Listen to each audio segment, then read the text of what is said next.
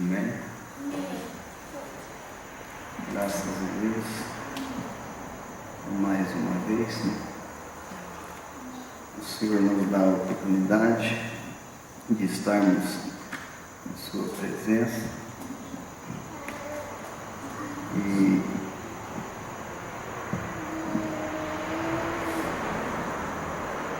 o privilégio de ler e meditar na palavra de Deus.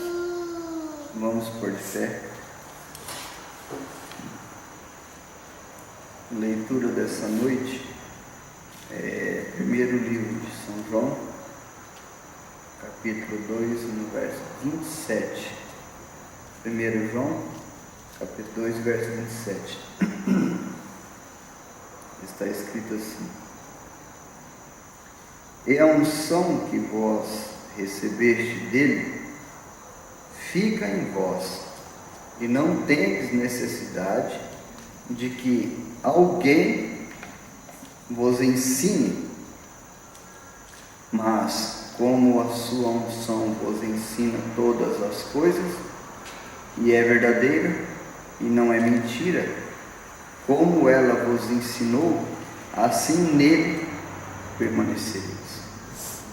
Amado Deus e Pai Celestial, em nome de Jesus Cristo, pedimos mais uma vez, perdoa as nossas fraquezas e nos guia, Senhor, dá-nos a condução, fala conosco nesta noite mais uma vez, peço em nome de Jesus Cristo, para a tua glória.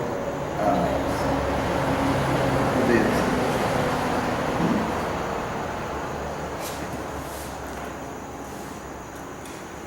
Como os homens de Deus, eles, como disse João aqui, né? A unção que vós recebeste dele fica em vós. Mandaram esses homens, mandaram.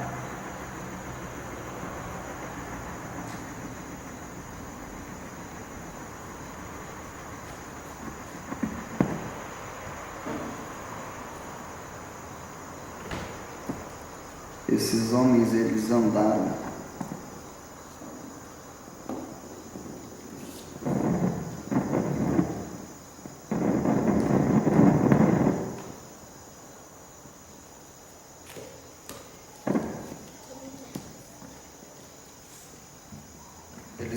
na mesma unção.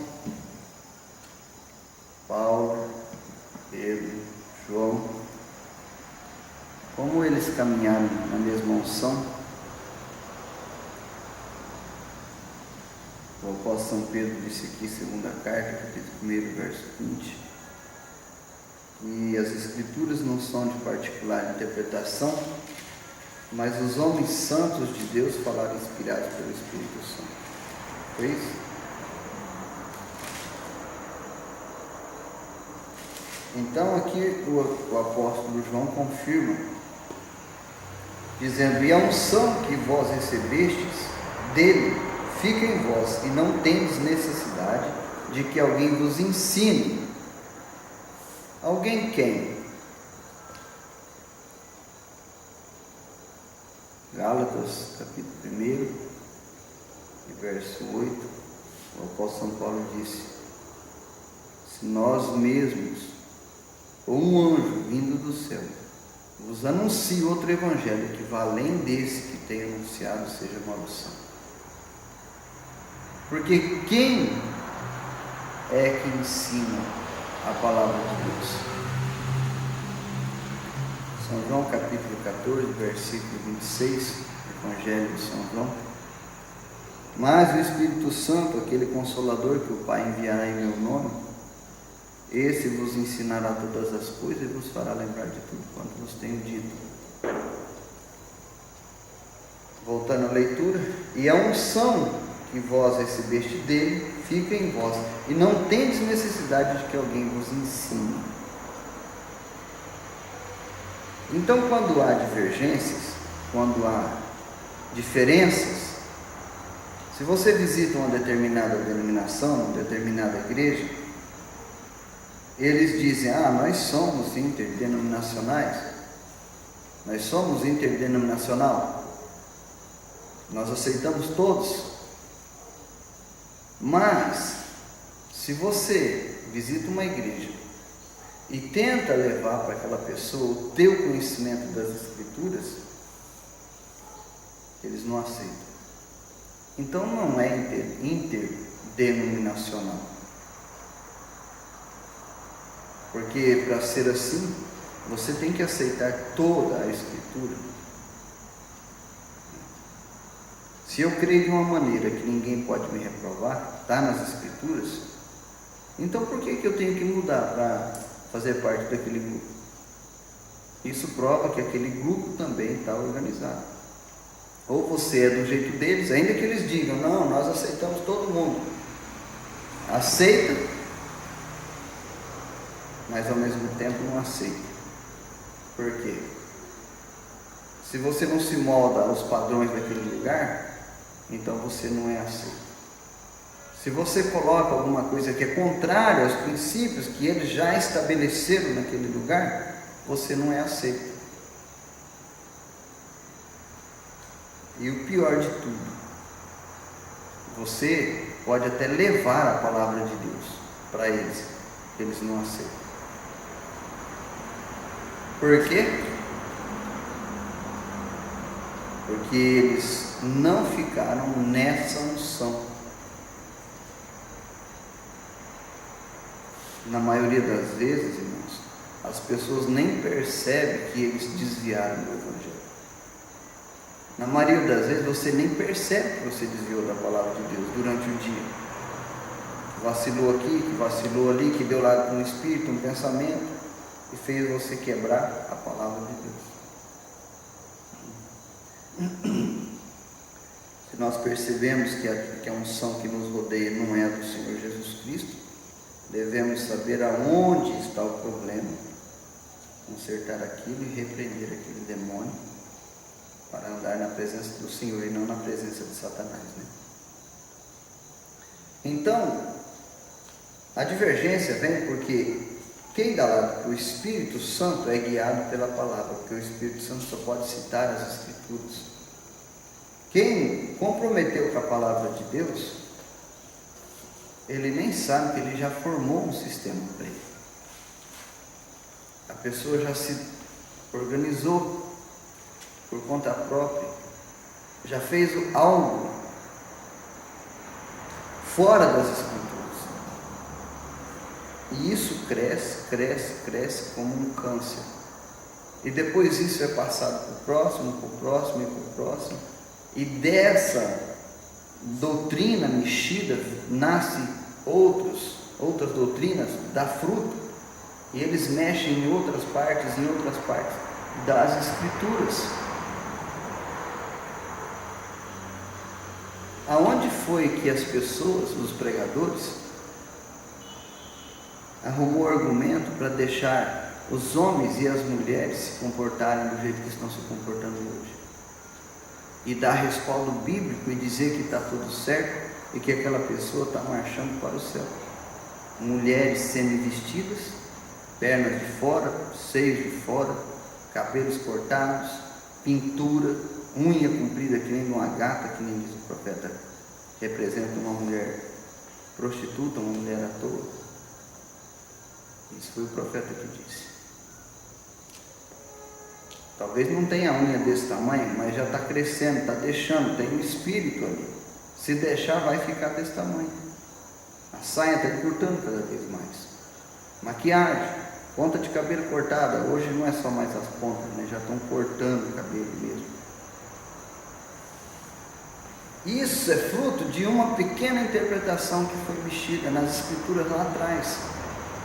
Porque João disse que não é necessário que ninguém vos ensine. É a unção que vós recebeste dele. Que unção que é essa? O Espírito Santo vos ensina, fica em vós, e não tendes necessidade de que alguém vos ensine. Não há necessidade. Mas o profeta diz assim, que o Espírito Santo vem para as pessoas e fala a palavra dele. A palavra dele. O Espírito Santo só pode falar a palavra dele. O Espírito Santo só pode dar o ensinamento dele. Mas se você estiver dando lado para um espírito mundano, você vai rejeitar a voz do Espírito Santo, porque ele fala as Escrituras. Você vai dar ouvido para um espírito sedutor, que vai interpretar um pedaço da Escritura, como fez para Eva, para lançá-la na morte. Não é necessário que ninguém vos ensine, porque o Espírito que nós recebemos nos ensina. Por que há uns anos atrás o mesmo Espírito nos instruía em todo, até os sistemas religiosos, que era pecado esses comportamentos? Agora esse Espírito mudou a pregação. Será que o Espírito Santo mudou a pregação dele? Ou mudou o Espírito nas pessoas? O Espírito que vai contra o Evangelho, que Espírito é esse? Que Espírito é? No mesmo livro de João, capítulo 2, verso 18, está escrito: filhinhos, é já a última hora, e como ouvistes que vem o anticristo, também agora muitos plural,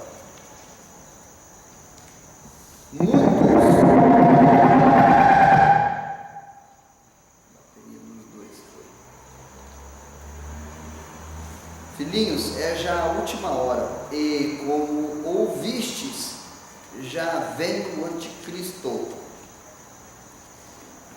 Agora também muitos se têm feito anticristos, plural.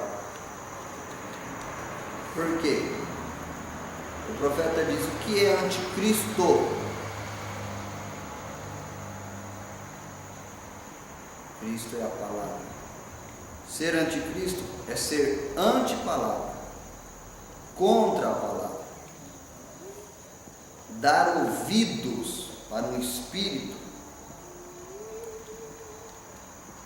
que não é o Senhor Jesus Cristo.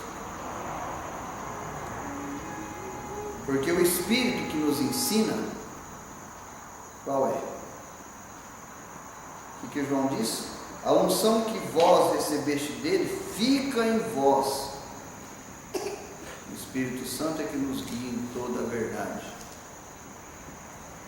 Por isso, todos os dias, nós devemos observar que tipo de espírito, para que escutar na hora de livro, que tipo de espírito está nos soprando coisas aqui o dia inteiro no ouvido, pensamentos e coisas. Que tipo de espírito?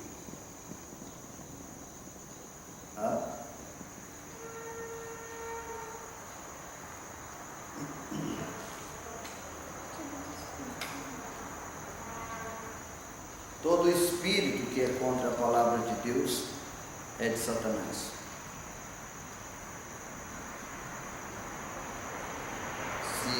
O que aconteceu é que eles não observaram a palavra de Deus e formaram doutrinas, igrejas, e depois mexeram mais e mais e mais, e isso não tem fim, porque quando sai da linha do Espírito, sai da unção. Quem dá força para nós vivermos a palavra de Deus é o Senhor Jesus Cristo. Quando você sai da unção, você perdeu o poder de vida, de domínio sobre demônios, sobre vida vivida, sobre a vida errada, os comportamentos errados. Hoje libera uma coisinha, amanhã você vai ter que liberar outra, porque o espírito que você deu lá é demônio, e a tendência maligna é te afundar no pecado. Depois você vai ter que mexer um pouquinho na escritura.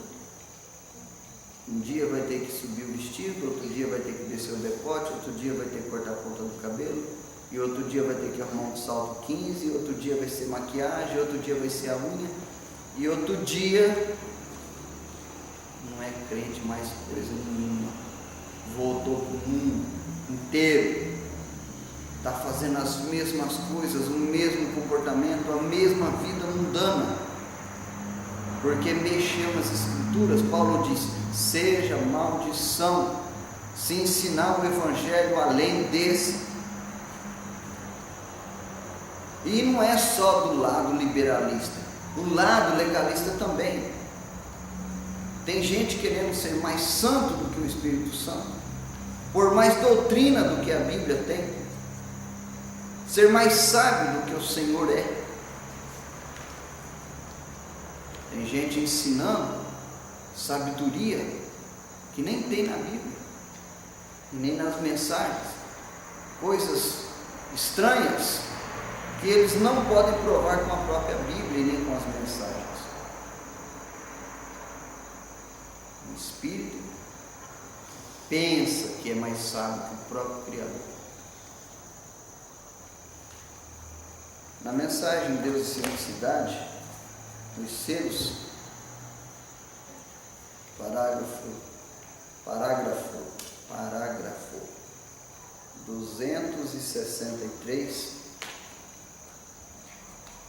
o profeta diz assim: tudo isso viviam exatamente na palavra, mas eles tinham formado sua própria maneira de fazer isso, e seus filhos tinham aceitado a maneira que os pais tinham ensinado, a tal ponto que eles tinham feito uma tremenda, a tal ponto que os pais tinham ensinado fora da maneira verdadeira.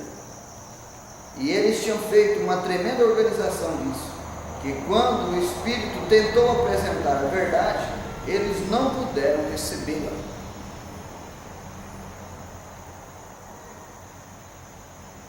Cristianismo, nós fomos chamados para sair dos costumes dos gentios. Qual é o costume do gentio? Idolatria, inventar doutrina, formular doutrinas e igrejas aos seus próprios costumes, encher a igreja de deuses. É os gentios, é o costume do mundo. Nós fomos chamados para fora. Igreja significa chamados para fora dos costumes do mundo. Satanás também é religioso. Se não vigiar, você formou uma doutrina, uma religião mais santa do que a Bíblia, entre aspas, aparentemente mais santa do que a Bíblia, porque o santo, né? E é dessa mesma maneira hoje. Não tenho intenção de ser rude, mas é isso mesmo, é a mesma coisa hoje. Eles tornam isto tão complicado, e é de alguma maneira, de alguma outra maneira, eles ensinam seus, exatamente como tem sido dito: Deus não tem netos, sabiam disso? Deus tem filhos e filhas, e tem filhas, mas não netos e netas. Todo homem tem que pagar o mesmo preço e vir da mesma maneira, exatamente como seu pai fez, você deve fazer. Isso não é uma sucessão. Filho de pastor não é pastor, a não ser que ele nasceu com um ofício. Mas nós nos organizamos e já preparamos o caminho para algum dos filhos tomar posição. Vamos ser bem claro, mas bem claro mesmo. Se não tivesse dinheiro no negócio, quantos queriam ser ministros? Quantos têm o coração cheio de amor para fazer uma obra para Deus? Tira o dinheiro do assunto. Tira o dízimo da mão do ministro, coloca o dízimo na mão só dos tesoureiros, e eles também não têm direito de pegar esse dinheiro. Vamos supor que fosse assim nas Escrituras, né? E o é. O profeta diz: o santuário, havia os vasos para depositar o dinheiro, o sacerdote pegava o necessário para ele comer, mas o dinheiro tinha que ser usado no santuário, para as coisas do santuário. sacerdote não era rico, ele vivia com o necessário. Então, isso porque eles ministravam no templo e eles não trabalhavam fora, eles tinham que comer dali. Mas hoje, se nós tirarmos o dinheiro ou dermos o mínimo necessário para se comer, para vestir, né? Quantos queriam ser ministros? Por que esse desespero de sucessão de colocar o filho no lugar? Olha a vida dos ministros, olha a vida dos homens que estão na cabeça de igreja, todos abastados, casas, carros, dinheiro. Eles mexeram nas escrituras, fizeram do jeito que quiseram, e aí o Mombrana diz, aí vem a sucessão, depois ensina isso para os filhos, e para os outros, e para os outros, e vão colocando os filhos, os netos na posição, e os oficiais de verdade, aqueles que realmente nasceram com dom, são pisoteados e jogados de lado.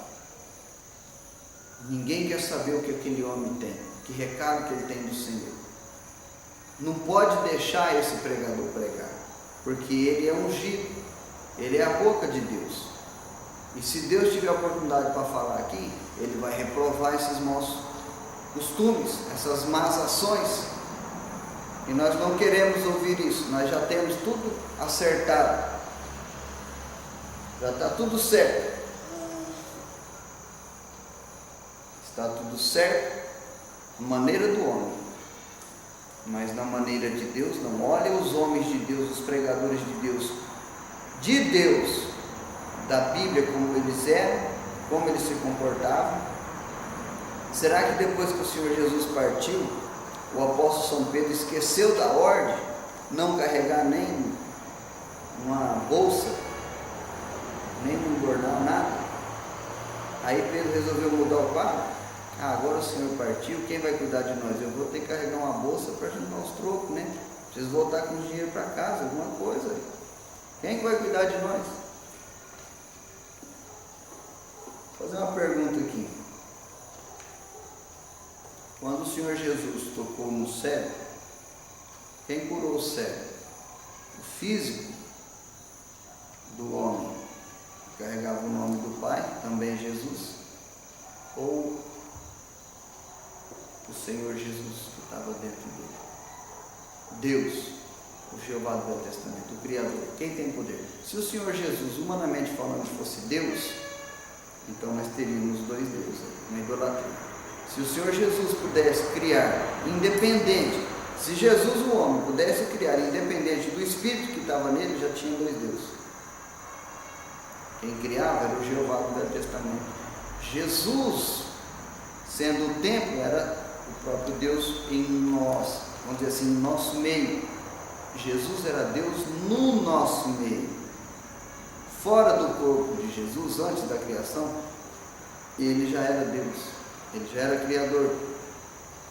Mas como ele precisava vir como um parente redentor, o templo em que ele morou passou a ser, porque é uma pessoa, para ser uma pessoa tem que ter as três partes, corpo, alma e espírito. Então aquele corpo passou a ser Deus, porque era o corpo, o templo do Espírito Santo, o templo de Jeová. Então ele era Deus conosco, Deus na terra, visível na pessoa de Jesus Cristo. Quem fazia a obra? O Espírito Santo dentro dele. O próprio Senhor disse: eu não faço nada se eu não ver o Pai fazer primeiro. Aquele sentimento de compaixão, aquela maneira tenra, aquela simplicidade e todo aquele poder são e é as manifestações do nosso Deus, o Jeová do Velho Testamento, que hoje conhecemos na pessoa do Senhor Jesus Cristo. O que você é o que é o seu espírito, a sua maneira, o seu jeito de ser, o seu espírito é assim, não é o teu corpo. O teu corpo tem gostos naturais, quanto a sal, doce, cor, essas coisas, mas o teu espírito é que manifesta todo esse ser, todas essas decisões, todas essas maneiras. o Senhor Jesus Cristo aqui na terra expressava toda a maneira do Jeová do Velho Testamento. O Senhor é desse jeito. O nosso Deus Todo-Poderoso, Ele é amoroso, Ele é poderoso, Ele é simples, Ele é a palavra. E depois que Ele cumpriu o sacrifício e voltou para o céu, Ele nos deixou sozinhos. Ele não disse: não vos deixarei órfãos, enviarei o Espírito Santo. Quem é o Espírito Santo? Quem é o Espírito Santo? O próprio Deus, o Jeová do Velho Testamento. O que João disse aqui? Um Espírito.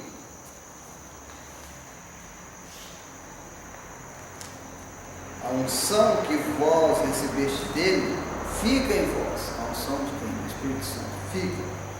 E não tendes necessidade de que alguém vos ensine, porque o Espírito Santo permaneceu. Pedro continuou obedecendo o Espírito Santo. Ele continuou não carregando sacolas para guardar dinheiro. Vocês querem prova disso nas Escrituras? Quando as pessoas, vendo a necessidade uns dos outros, venderam as suas propriedades e vieram e depositaram nos pés do apóstolo São Pedro quantidades de dinheiro. Será que Pedro abriu a sacola dele e jogou aquele dinheiro dentro e levou para casa? Eu vou ver o que eu vou fazer com esse dinheiro aqui para ajudar as pessoas como fazem hoje. Vamos ver o que nós vamos fazer esse dinheiro para ajudar as pessoas. Daí uns dias está andando de carrão, comprando sítio, comprando fazenda, fazendo casa, comprando casa.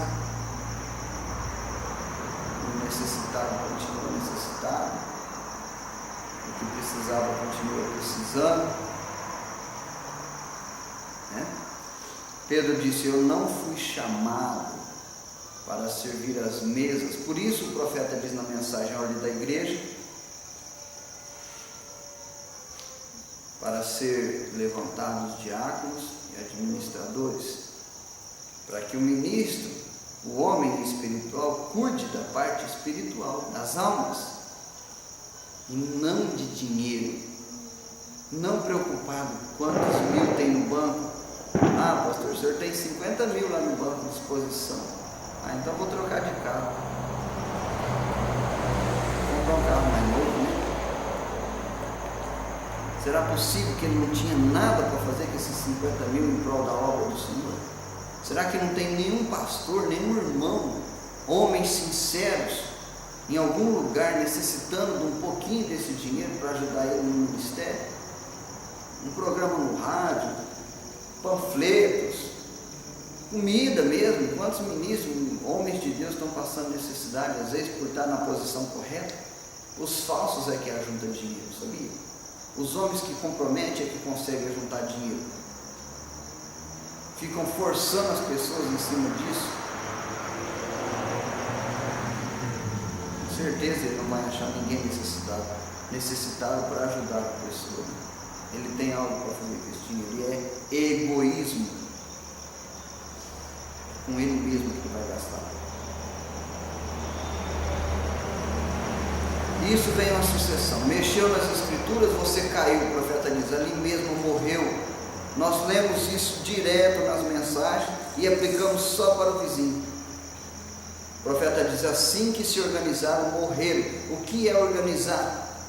Organizar é pôr em ordem, mas é a sua ordem. E quando você mexe num ponto das Escrituras, dentro da mensagem, ministros da mensagem, quando ele mexe para favorecer a si mesmo ou alguém, ou alguma doutrina da igreja para ficar mais fácil de ter juntar gente, ali ele se organizou, ali ele morreu.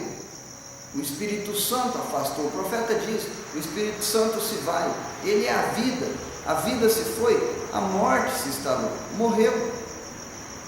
Religioso, continuou sendo religioso, lendo a Bíblia, lendo as mensagens, mas o Espírito Santo não está mais ali. O Espírito que ensina, que nós recebemos no começo para a salvação da nossa alma, se foi.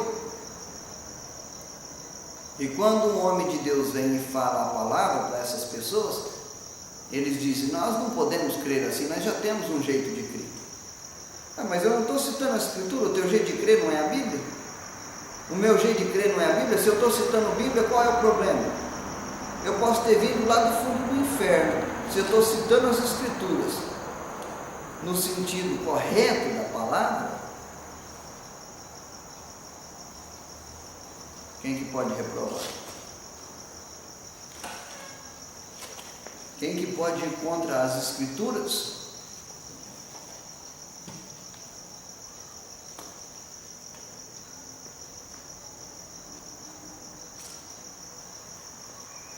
Mas esse aqui não pode ser, esse fulano não pode ser, o outro também não pode ser, ele não pode ser que está certo.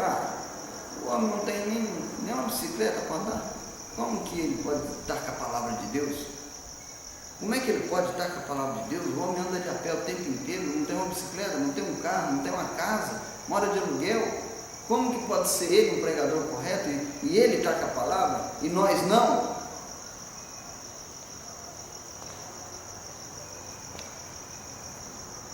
Isso é insensatez, sabe? Isso é loucura. Elias não morava nem em casa de coado, a Bíblia não relata, ele nem casa tinha. Se ele tivesse casa, talvez o Senhor o tivesse mandado para a casa dele, para zelar dele lá no tempo da seca. Não, Deus mandou ele para uma caverna, no meio do nada, no meio do deserto. Eliseu era rico? Se o era antes do Senhor chamar, depois ficou tudo para trás. Não tinha nem uma casa de coado para morar. Andava a pé. A sunamita ficou com dó dele, falou assim: meu marido, vamos fazer um como para esse homem de Deus. Olha a situação, toda vez aí para a cidade assim, não tem lugar nem para ficar. Sabe o que eles fizeram naquele dia? A mesma coisa. Nós somos 400 aqui, você vem falar contra nós? Nós estamos todos juntos aqui falando alguma coisa boa para o rei, você vem falar contra nós? Quem é você? Não foi o que o sacerdote falou para Micaías? Aonde que o Espírito de Deus passou de mim para falar com você? Dá uma olhada na minha vestimenta. Estou todo dia no palácio, o rei batendo aqui nas minhas costas. Você mora onde? Eu moro no palácio. Você mora onde? Na cabaninha aí na beira da estrada. Eles falharam em observar que o que o profeta Micaías estava falando enquadrava com as Escrituras. O pecado é descrer da palavra de Deus, é interpretar, é mexer na palavra de Deus. Deus não tem afeto. As pessoas estão perdendo o arrebatamento e não sabem que estão ficando. Formaram organizações dentro da mensagem, mexeram aqui e ali, e eles não têm mais força de segurar. Estão abrindo a mão aqui, estão abrindo a mão ali, porque o Espírito Santo que dá vida, que controla, se foi.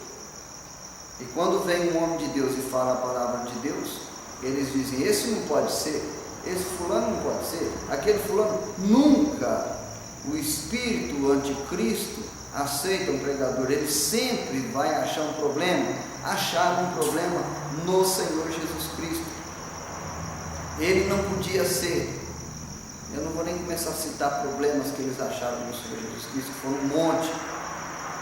Esse demônio acha problema em todo pregador da palavra de Deus. Todo homem que carrega a palavra de Deus não é bom, não presta, não pode ser. Agora, um falso ungido, como João disse, anticristo, antipalavra, esse pode ser, esse dá certo, porque esse mata, porque prega a palavra de Deus, dá vida, traz para o evangelho, não compromete com a palavra de Deus, nem por dinheiro, nem por carro, nem por casa, nem por cargo, nem por nada. Você quer salvar a tua alma? Fique ao lado da palavra de Deus. Quer aprender? Aprenda do Espírito no qual nós fomos chamados para esse evangelho, que é o Espírito de Cristo. Não há necessidade, João disse, que outro vos ensine, que ninguém mais vos ensine. Porque esse Espírito é que vos ensina a palavra de Deus, o Espírito Santo.